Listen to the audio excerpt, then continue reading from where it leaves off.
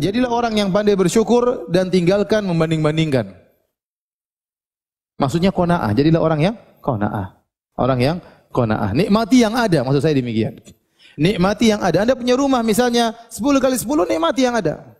Anda punya rumah kebetulan 6 kali 4, nikmati yang ada. Udah ini yang ada, Allah berikan, nikmati yang ada. Ya. Jangan suka banding-bandingkan.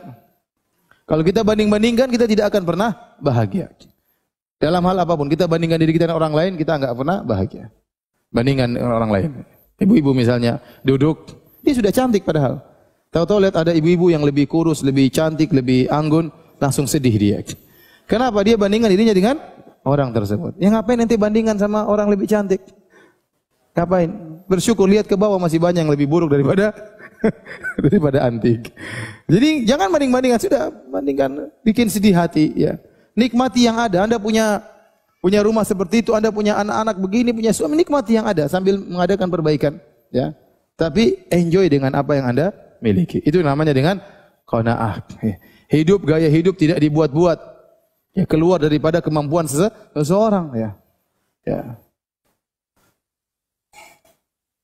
Kalau kita banding-bandingkan, kita yang susah sendiri. Yo, bandingkan istri kita dengan istri orang lain. Ya, kita akhirnya menderita sendiri.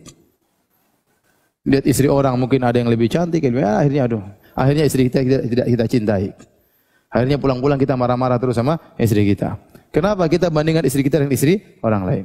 Kita sendiri tidak bahagia. Bandingkan anak kita dengan anak orang lain. Anak orang yang lebih banyak hafal Qur'annya, anak orang lebih berhasil, anak kita kemampuannya segitu. Terus kita harus paksakan dia seperti anak orang lain. Jangan, antum sendiri sudah Allah kasih rezeki kita seperti ini. Sekarang anak kita yang kita paksa, yang kita marah-marah, yang kita omel-omelin ya. Padahal kita tahu kemampuannya terbatas. Kita dulu kecil aja malas baca Quran, sekarang anak-anak disuruh hafal Quran.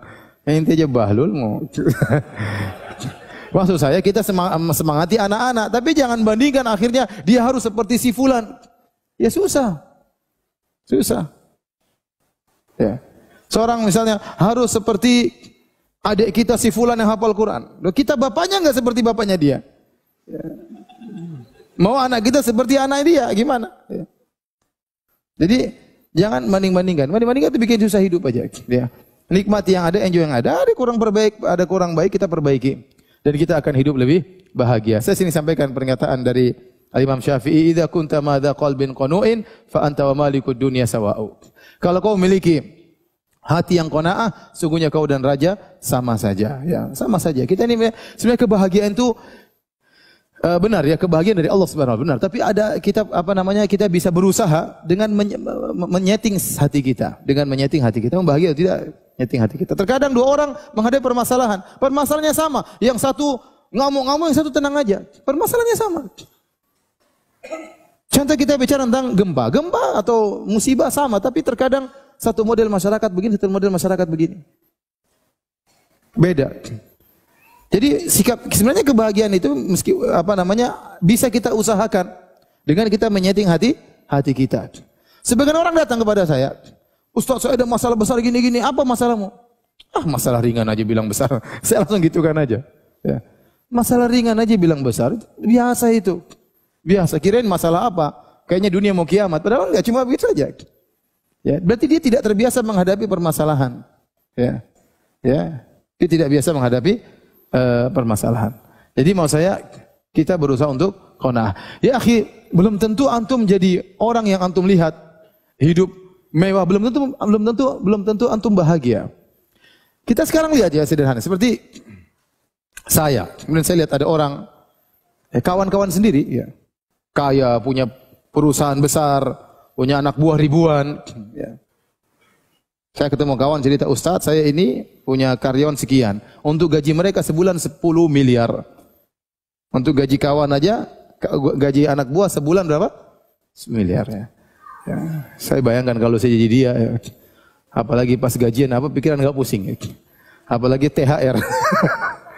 Sebentar lagi lebaran. Orang semua bahagia lebaran. Ingin beli ini, dia pusing. Aduh. Coba bayangkan, antum kira semua orang kaya kemudian apa? Hidup bahagia? Belum tentu. Jadi masalah bahagia, orang kaya boleh bahagia, orang miskin juga boleh bahagia. Tergantung kita menyeting hati kita. Bahkan sebanyak orang kaya tidak menikmati kehidupannya. Dia kerja kejar dunia pagi siang malam pagi siang malam. Kapan dia punya waktu untuk menikmati dunia sedikit?